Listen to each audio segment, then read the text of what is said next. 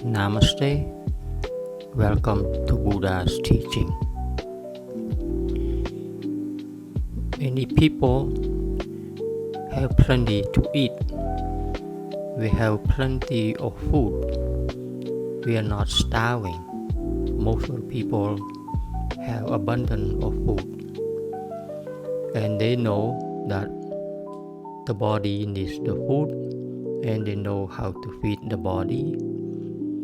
And they know that good foods keep the body healthy and bad foods make the body sick, like junk food, soda, chips, fried food. Those are bad foods that make the body sick. So people have good ideas of what is good food and what is bad food for the body.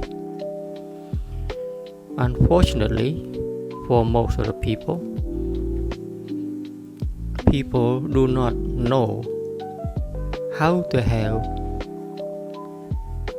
healthy food for the mind, how to cultivate a healthy mind and live in anger, live in hatred, live in greed, live in jealousy, live in ignorance. People do not know what are the good foods for their mind, and they feed their mind with all kinds of junk foods, and such as social media, of course, wasting a lot of time, such as game, wasting a lot of time, such as different kinds of entertainment, drinking, and gambling, and you name it. There are so many things that they do to keep the mind occupied, to keep the mind, to make the mind happy, so they say. So as a result, because of what we feed, we are being influenced by the food that we feed our mind. So as a result, a tainted mind becomes sick, becomes sad, becomes stressed, becomes depressed when many things go wrong, when things do not go according to what the mind wants. We need to know what foods to feed our mind to keep it healthy. So we need to learn how to cultivate a good, healthy mind. And beware, of course, of the mind's excuse. The mind is very good in finding excuse, in finding ways to avoid making itself better, because the force of desire, of course, is very, very strong. The force of sensual pleasure is very, very strong.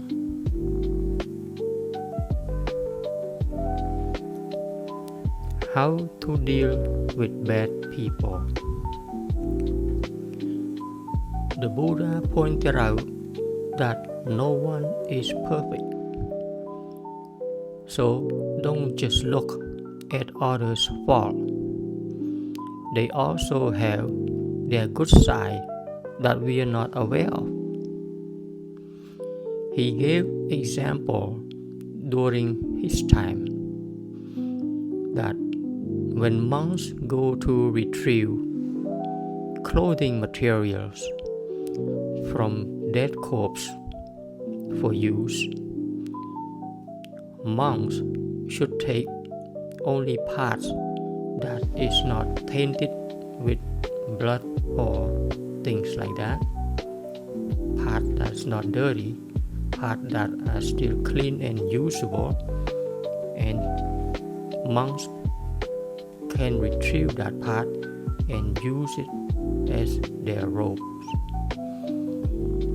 The Buddha also said that if a person is truly bad, meaning they have wicked, evil mind, they have wicked, evil speech, and they have wicked, evil action.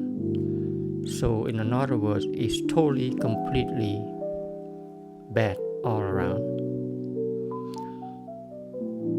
Monks should see that person as a very sick person, a very unfortunate person, that there is no doctor, there is no one can help him.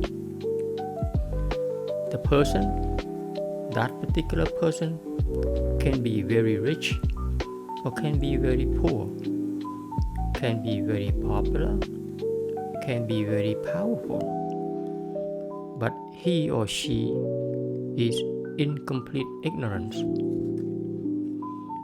So we need to have compassion toward such person. Offer help if possible, but do not get upset if the person lashes out at us due to their own ignorance. So we allow to offer help when it's possible, but of course there has to be proper time that we can try. But if the person cannot receive our help, just stop, be silent, and walk away.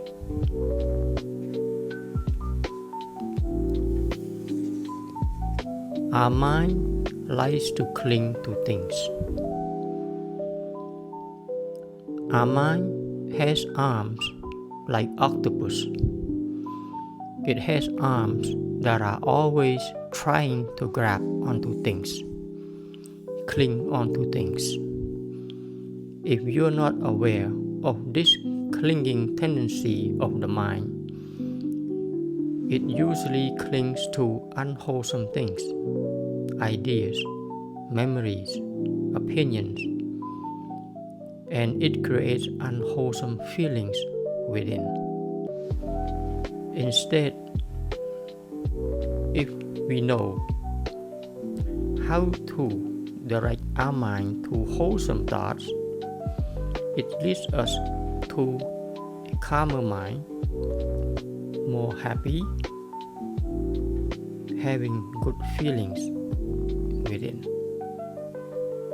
So the state of our mind depends on how we direct our thinking mind. What occupies your mind right now?